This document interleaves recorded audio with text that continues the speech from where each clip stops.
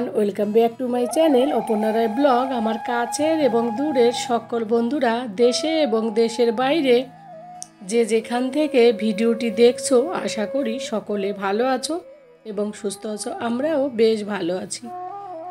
এখন ঘড়ির কাঁটায় বাজে সকাল 5টা।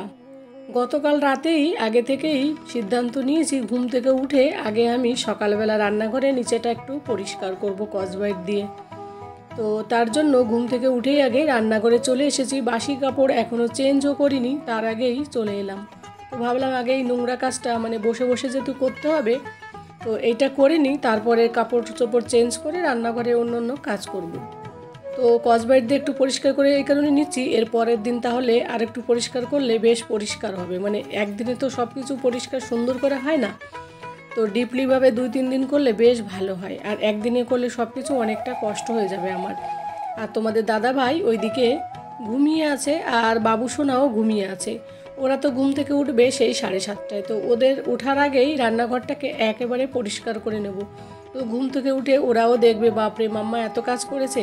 আমার ভীষণ ভালো লাগে, বাবু সোনা যখন হঠাৎ করে দেখে কোনো কিছু চেঞ্জ হয়েছে, আমি কিন্তু ভীষণ খুশি হই। ওর সামনে কাজ করার থেকে ও ছোট বাচ্চা হলে কী হবে, ও সব দিকে নজর রাখে, কোনটা কোন জায়গায় ছিল এতটা মনে রাখে যে সেখান থেকে যদি আমি সরিয়ে নিই ও ঠিক বুঝতে পারে। আর জানো তো, এখানে বসে রান্না করি আর এই তেল চিটচিটে ভাব থাকে, তো ওই লাঠি দিয়ে পরিষ্কার করি সেইভাবে পরিষ্কার হয় না। তো মাঝে মাঝে হাত দিয়ে একটু সুন্দর করে পরিষ্কার করলে বেশ ভালো হয়। আর এইভাবে রান্নাঘরের এই সাইডটা যদি পরিষ্কার করি, তারপরে ঘরটা ঝাড় দিয়ে আবার একবার লাঠি দিয়ে মুছে নিলে বেশ সুন্দর হবে, আর দেখতেও ভালো লাগবে, মাইন্ডটাও বেশ পজিটিভিটি থাকবে। আজ সকালটা তো বেশ ভালোই ছিল, তো দুপুরের পরে 4টে নাগাদ সময়টা খুব খারাপ ছিল। মনটা এখনও মনে পড়লে খুব খারাপ লাগে। তো একটা বড় বিপদের হাত থেকে আজ আমরা রক্ষা পেলাম। তো মানুষের সময় কখন কিভাবে যায় কেউই বলতে পারে না। এই ভালোই এই মন্দ, এই মন্দই এই ভালো, এইটা নিয়েই আমাদের জীবন চলে। কখনও কোনো কিছুর উপর ভরসা করা যায় না, কখন কি বিপদ হবে, কখন কার কি ভালো হবে, এটা কেউ বলতে পারি না আমরা, তাই না?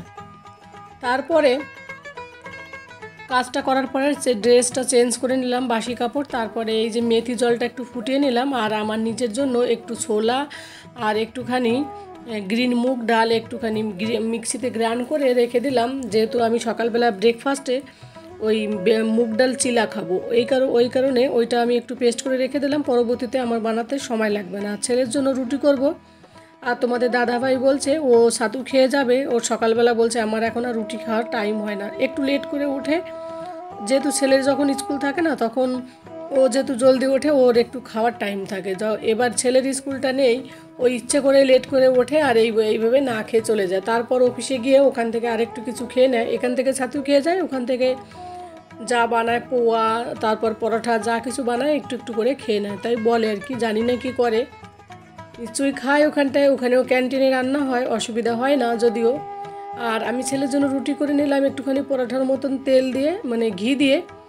আর এইদিকে আমার জন্য একটা বড় একটা মুগ ডালের চিলা করলাম। তবে এই মুগ ডালটা কিন্তু অঙ্কুরিত মুগ ডাল, এটাই কিন্তু হাই প্রোটিন, ফাইবার প্রচুর পরিমাণে আছে। আর এর সঙ্গে গ্রিন টি হলে জমে যেত। তো খেতে কিন্তু খুব সুন্দর হয়েছে, কালারটা অতটা দেখতে কেমন লাগে মুগ ডাল যেহেতু। আর ছেলেটা সস দিয়ে খেয়ে নিচ্ছে, আর আমিও ওর পাশে বসে ব্রেকফাস্টটা করে নেব। এরপরে ছেলেকে হোমওয়ার্ক করাতে দেবো, যেহেতু স্যার পড়াতে আসবে ওর আবার। তো ওই কারণে ওকে বলছিলাম, বাবু জলদি জলদি খেয়ে নাও। আর ঘুম থেকে উঠে যেহেতু রান্না করে গিয়েছি, তখন ওরা কেউ ঘুম থেকে ওঠেনি, তার জন্য বিছানাটা আর ঠিক করা হয়নি। তো ব্রেকফাস্ট করে এসে বিছানার কাছে চলে এলাম। বিছানাটা করতে করতে আজ ঠিক করতে একটু টাইমটা লাগলো, যেহেতু সকালে করা হয়নি। তো বিছানাটা গুছিয়ে নিলাম এই কারণে, যেই ফাঁকে একটু বিছানাটা গুছিয়ে নিই। ছেলেকে আবার ওই রুমে পড়তেও দিয়েছি, ও পড়ছে কি বলতে ও একটু লিখছে আর কি, লিখতে দিয়েছি হোমওয়ার্ক। অ্যাকচুয়ালি সামার ভ্যাকেশনের ছুটির এতটা হোমওয়ার্ক দিয়েছে, ওইগুলো লিখতে লিখতে পড়ার টাইম আর দিনের বেলা পায় না। রাতের বেলা ছাড়া দিনের বেলার পড়ানোও হয় না, দিনভর শুধু লেখানোই হয়। অনেকটা লেখা দিয়েছে, যদিও বাচ্চাদের লিখলে কিন্তু বেশি মনে থাকে। ওই জন্য আমিও বাবুকে বেশি করে লেখানোর চেষ্টা করি, তাতে হ্যান্ডরাইটিংটাও ভালো হয়। আর এইদিকে দেখো, আমার কথা বলতে বলতে বিছানাটাও গুছানো হয়ে গেল, কত সুন্দর লাগছে বলো। আর এই যে বিছানায় যে পাপিট আর এই টাইগারটা আমার তো ভীষণ প্রিয়, মনে হয় ওদের মধ্যে প্রাণ আছে, আমার ওদেরকে এত ভালো লাগে। তারপর ছেলে তো পড়তে বসেছে। এবার তোমাদের দাদাভাই হঠাৎ করে দেখি চলে এলো। আমি বললাম কী ব্যাপার, এখন এলে?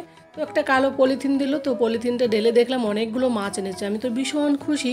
কদিন আগেও যদিও মৌরলা মাছ এনেছিল, আজ আবার 1.5 কিলো মাছ এনেছে। এর মধ্যে পুঁটি মাছই হবে আধা কিলো, আর একটা ওই যে বড় তেলাপিয়া ছিল, বড় না মানে ছোটোই আর কি, মানে এদের কাছে বড়।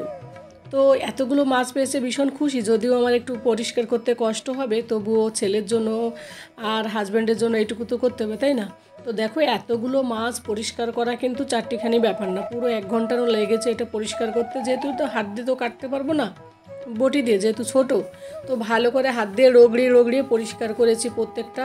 আর ভিতরের নোংরাগুলোও ফেলে দিয়েছি। এবার এইগুলোকে হলুদ মেখে ফ্রিজে রেখে দেবো। আর এর আগের দিন যে মাছ এনেছিল সেগুলো বের করেছি অলরেডি আগে থেকেই রান্না করার জন্য। আমি একটু উচ্ছে আলু চচ্চড়ি করবো, আর এদিকে পটল ভাজা, আম, ডাল, মাছের ঝোল, এই সেদিন যে চিতল মাছ এনেছিল সেই চিতল মাছের ঝোল। আর এইদিকে দেখো কতগুলো পুঁটি মাছ। তো এই পুঁটি মাছগুলো কাটতে সত্যি আমার অনেকটা সময় লেগেছে, আর খুব কষ্ট হয়েছে রান্নাটা।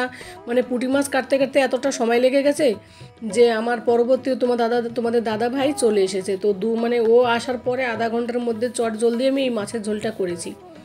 আর মাছের ঝোল করতে মাছটা ভাজতে তো একটু সময় লাগবে, তাই না? আর একটুখানি ডাল রান্না করে ওকে আগে খেতে দিয়েছি। ও অনেকক্ষণ এসে বসে রয়েছে। ছেলেকে কিছু মাছ ভেজে দিয়েছিলাম, ও মাছটা খেয়েছিল।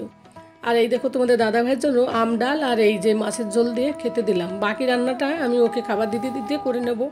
আর ছেলেটা বলছে মাম্মা তাহলে তুমি রান্না করো, তারপরে আমি খাবো। ছেলেটা বলছে আমি ডাল দিয়ে খাবো, রাতের বেলা মাছের ঝোল দিয়ে খাবো, এইটা বললো আর কি। কিন্তু রাতের বেলা আর মাছের ঝোল ছেলেটা খেতে পারলো না দাঁতের সমস্যার জন্য। তো কেন কি হয়েছিল সেটাও তোমাদের সঙ্গে বলবো। তো যাই হোক, অনেকটা কষ্ট হয়েছে আজ মাছ কাটা, রান্না করা, আবার এই এত রান্না বান্না সব মিলে মানে একসঙ্গে এতটা কাজ পড়েছে। বিশেষ করে কি বলতো, এতগুলো মাছ কাটা একার পক্ষে অনেকটা টাইমও লেগে যায়, তাই না? আর এইদিকে আমার জন্য একটুখানি উচ্ছে আলু আর ছোটো মাছ দিয়ে একটু চচ্চড়ি টাইপের করব। ছেলের জন্য পটলও ভেজে রেখে দিচ্ছি। আর তোমাদের দাদাভাই তো ওদিকে খাওয়া প্রায় কমপ্লিট। আর রাতের জন্য একটু ডাল রান্না করে রেখে দিলাম, যেহেতু রাতের বেলা ও বলছে যে ডালই খাবো। ওর ডাল এতটা প্রিয়, আর মাছের ঝোল তো এতটা রান্না করেছি থেকে যাবে, ওটাও খেতে পারবে। আমি তো শুধু একটুখানি এক টুকরো মাছ খাবো, ঝোল ওইগুলো আর খাই না আমি। তো যাই হোক, আর এইদিকে দুধটা উনুনে দিতে লেট হয়েছে, দেখি দুধটা ফেটে গেছে। তো অসুবিধে নেই, ওটা ছানা বানিয়ে দেবো, ছেলে আর মানে ওর পাপা দুজনেই খেয়ে নেবে। তো এবার ছেলে বলছে মামা এবার আমাকেও একটু খেতে দাও। তো তারপরে দেখলাম ডালটা অনেকটা কমপ্লিট হয়েছে, তো বাবুকে খেতে দিয়ে আমি এবার চান করতে যাব। আর এইদিকে দেখো আমার আলু আর ছোটো মাছ দিয়ে উচ্ছে দিয়ে করেছি, এটাও কিন্তু খেতে খুব সুন্দর হয়েছিল। তো ওদের সবার খাওয়া কমপ্লিট, ছেলেকে আবার হোমওয়ার্ক করতে বসিয়ে দিয়ে আমি একটু খেতে বসেছি। তো এই সারাদিন ক্লান্ত হয়ে আজ খেতে আমার 3টে বেজে গেছে, জানো তো। চান করে রান্না করে মানে 3টে বেজে গেছে। এতগুলো মাছ না হলে এতটা টাইমও লাগতো না। যাই হোক, আবার একটু নিরিবিরি একটুখানি রুটি খাচ্ছি আমি। একটাই রুটি, মাল্টিগ্রেন রুটি বানিয়েছি। তো বাবুকে বলছে দুষ্টুমি করো না বাবু, একটু ঠিক করে লিখো, আমি একটু শান্তিপূর্ণভাবে একটু খেয়ে নিই। ও মা খেতে না খেতে খাটে গিয়ে বাবু হোমওয়ার্ক করছে, আর আমি বসে রয়েছি ফোনে কথা বলছি। আর ও চেয়ারে বসে এমন বদমাইশি করছে যে চেয়ার থেকে পড়ে গিয়ে ওর একটুখানি মানে লেগে গেল। তারপরে আবার ডক্টরের কাছে গেলাম, সেখানে গিয়ে একটু ওষুধ দিল, বললো ঠিক হয়ে যাবে, অসুবিধে নেই। তো সেগুলো তোমাদের সঙ্গে শেয়ার করলাম না, কারণ ওগুলো তো দেখানো ঠিক হবে না। তো যাই হোক বন্ধুরা, মনটা ভীষণ খারাপ ছিল 1 মিনিটের জন্য, মানে কি বলবো, এতটা টেনশনে পড়ে গিয়েছিলাম। আর তোমাদের দাদাভাইকে তো সঙ্গে সঙ্গে ফোন করলাম তুমি এখনই চলে এসো। ও সঙ্গে সঙ্গে গাড়ি নিয়ে চলে এলো, আর আমরা ডক্টরের কাছে গেলাম। তো ডক্টর আর 5 মিনিট থাকলে চলে যেত, উনিও আবার মানে দাঁতের ডাক্তারই স্পেশাল। তো ওনার সঙ্গে আর মানে আমার হাজব্যান্ডের সঙ্গে পরিচয় আছে আগে থেকেই, ওকে ওনাকেই দেখায়। তো ওই কারণে ওর সঙ্গে কথা হয়, দুপুরবেলাও কথা হয়েছিল, ও দেখাবে আগামীকাল আর কি। তো ওই কারণে ও বলছিল যে একটু পরে আমি বেরিয়ে যাব। তার জন্য আমরা চটজলদি করে বেরিয়ে দেখি উনি রয়েছে, তো ওনাকে দেখালাম। আর বলছে 3-4 দিন ধরে লিকুইড খাবার খাবে, কোনো মানে চিবিয়ে খাওয়া যাবে না, এইসব বলছিল আর কি। আর ওষুধ যেগুলো দরকার অ্যান্টিবায়োটিক ওইসব দিয়েছিল। তো যাই হোক, মনটা ভীষণ খারাপ ছিল অল্পের হাত থেকে, মানে অল্পের জন্য বেঁচে গেলাম আমরা একটুখানি বড় বিপদের হাত থেকে। তো বন্ধুরা, ভিডিওটা আর বেশি বড় করব না। যে যেখান থেকে ভিডিওটি দেখছো সকলে ভালো থাকো, সুস্থ থাকো, সাবধানে থাকো। আর ভিডিওটি কেমন লাগলো অবশ্যই কমেন্ট করে জানিও। নতুন বন্ধুরা যদি ভিডিওটি ভালো লাগে তাহলে আমার এই চ্যানেলটিকে সাবস্ক্রাইব করে দিয়ে আমার পাশে থেকো, আর পাশে থাকা বেল আইকনটি প্রেস করে দিও। তাহলে আমি যে ভিডিওগুলো দেবো সেগুলো সবার আগে তোমাদের কাছে পৌঁছে যাবে। আর এই দেখো আমি শুয়ে রয়েছে, ও আমার পাশে রয়েছে, ওকে আর দেখাচ্ছি না কারণ দেখানো ঠিক হবে না। তো বন্ধুরা, মনটা ভীষণ খারাপ। তো আজ এই পর্যন্তই, টাটা।